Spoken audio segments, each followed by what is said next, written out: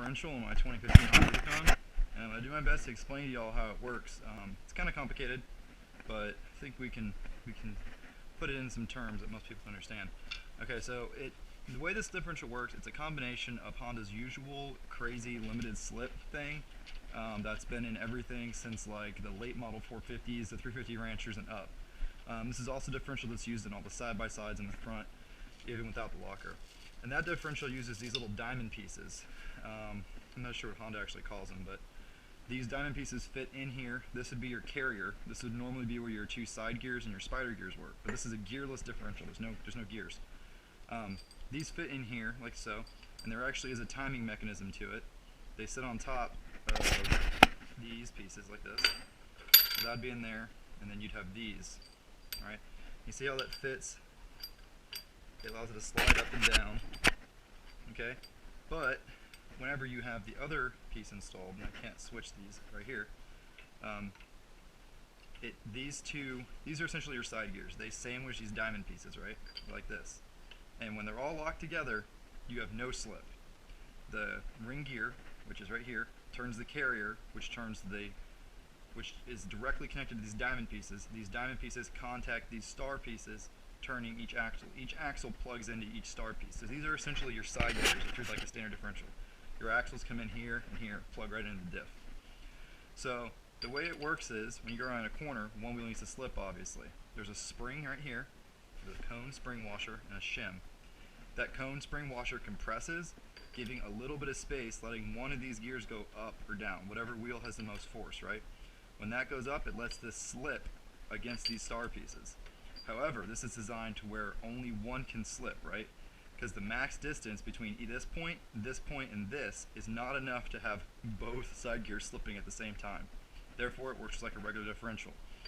Sorta. It just lets one slip. It kind of works like the gearless limited slip Honda invented for the S2000 a long time ago. It's similar to that. So it lets one side gear slip, either or, but not both. Okay? So keep that in mind. One side gear can slip, but never can both slip. The way the locker works is really interesting. I never really understood it until I took it apart. It utilizes this limited slip as well as like the way a traditional locker works. Okay, so when you lock the differential, this collar piece here, which looks just like, I think they call it like a locker sleeve, it's usually sitting about here, right? Pins aren't going all the way through. They're just sitting right there. When you lock the differential, I'll show you later how this works, but a shift fork slides this in. Therefore putting that through into these, right? Therefore locking this side gear solid to the carrier, okay? Therefore, this axle, which would be your right axle, is locked solid to the side gear, which is locked solid to the carrier. So that takes care of that. That means that no matter what happens, the right wheel is going to spin at the exact same, not RPM, but essentially the same RPM. There's a gear reduction in between it, but it's going to spin at the exact, it's going to be spin at a rate directly related to how fast the drive shaft spins. Now what about the left wheel, right? Because we've only locked down the right side gear. So how do we also lock down this one? Well, Honda's really smart. The way they time this, and it is timed, and it is tricky to put together, and there's not a manual for this bike yet, but the way it's timed, these fit only into these 6 spaces, right? 1, 2, 3, 4, 5, 6. So it can fit any way like that. There is some clearance to allow for easy engagement, whatever. By the way, that's way better than a brute force, and that's never going to break. These pins fit snugly in here, and they fit snugly in here. You're never going to break this locker. You might wear it out eventually, but you're never going to break it. Okay, so when that's locked, you see how these holes correspond to the peak of the gear? Well, what happens is, let's lock this all back in. When this is locked, you can see that the peak corresponds to the peak on the diamond. Therefore, it holds the diamond up. This is fixed. This is not going to move, right? This gear cannot move. With the diamond in the up position, even if this spring was compressed all the way, you still would have no slip.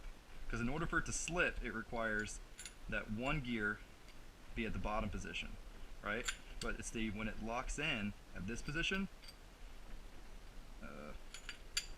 when it locks in at this position right here, you can't have any slip. This ring is at the top. There's not enough clearance for that to happen, right?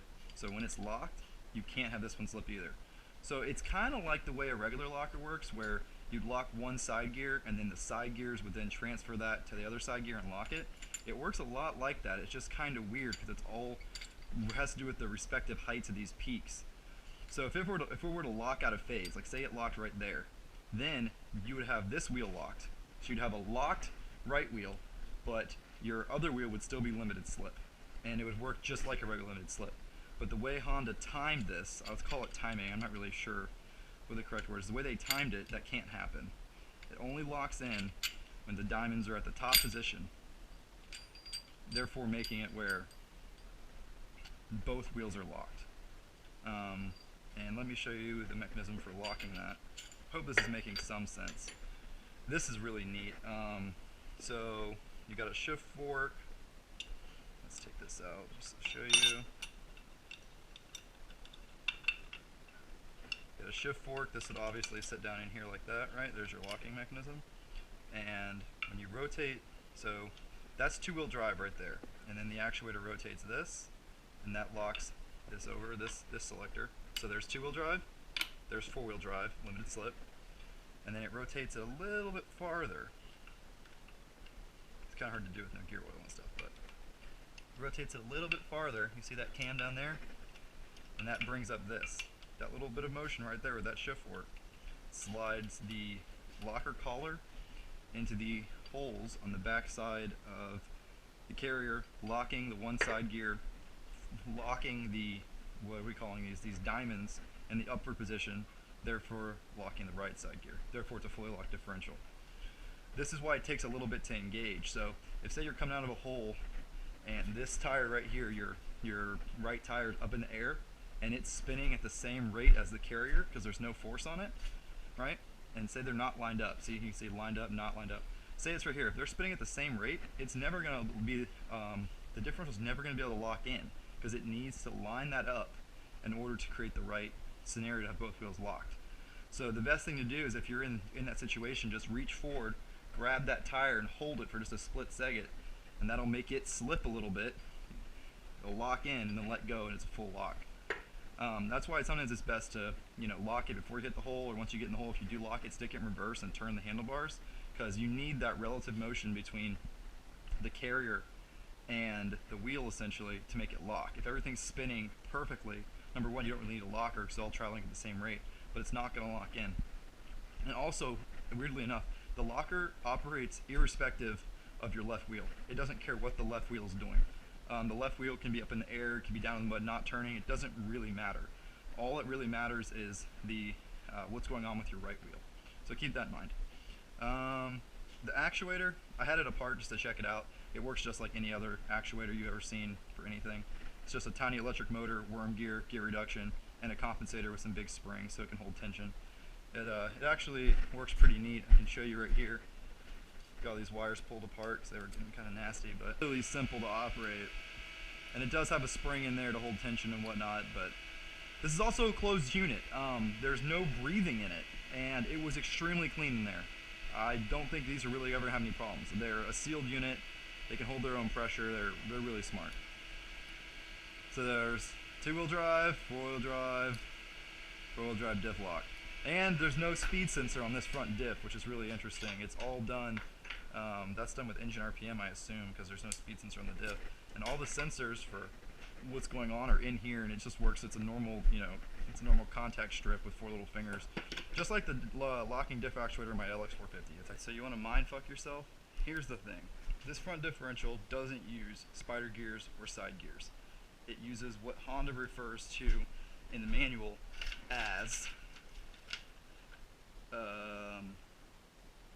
cam followers and cams.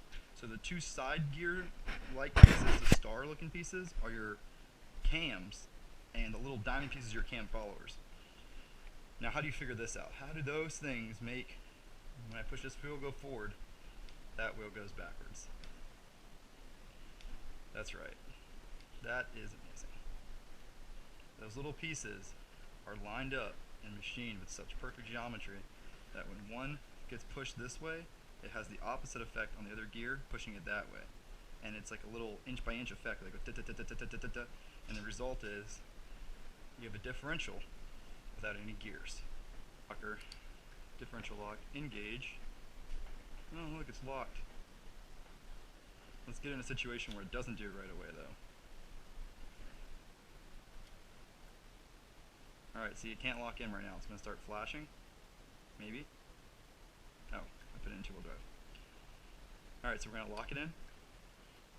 It can't lock in right now. It's flashing. It's not lined up right, but we give it a little bit of... turn this wheel just a hair. Bam. It locked in. So there's a pro tip. If you're stuck, just grab this wheel. Put your foot out. Touch this wheel. If you're not moving at all, get your diff to lock in. We got the Chevy stuck, but I have the tools. Pretty buried.